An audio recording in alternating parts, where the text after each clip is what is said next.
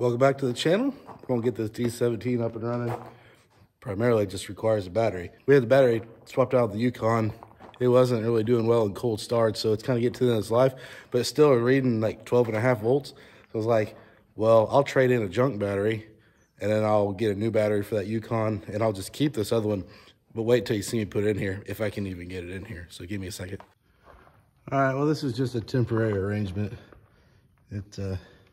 It's not quite touching right there. You can see daylight, I think, but it's taking up the full space. The battery that came out of it was showing 0.13 volts. So get this hooked up. I bought a new ground strap. This ground strap, it's seen its better days. I think this one here, probably gonna work out a little bit better for us.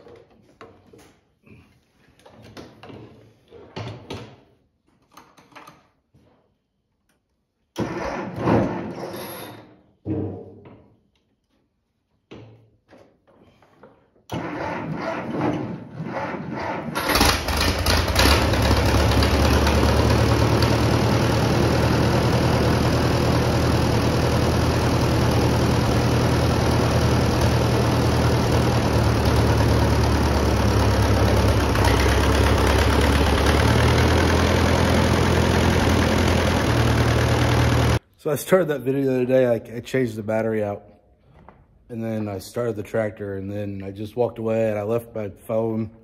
And I don't know if I really had a purpose, but what I want to show you some things that I've got going on with this tractor as far as like the wiring goes that we're going to have to dig into. First of all, there's a couple of switches here that have been added in. That is for lights. And this one basically is in line with the key. So this red switch is like in line with the key.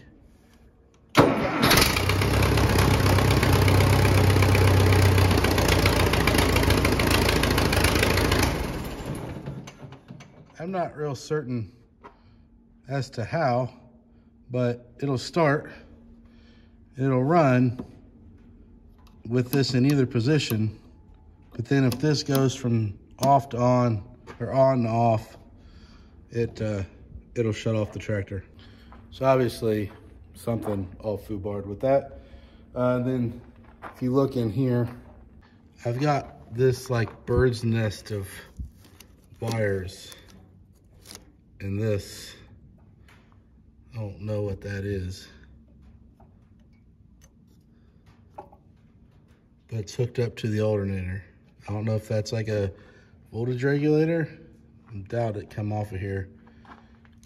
So I got a book. We're gonna start running through and getting this thing cleaned up and some clean wire on it and fix that front piece. I don't really understand what's going on here, why that was done the way it is, but especially since it's not really that hard to take that panel off and work on the wiring underneath there, so whatever.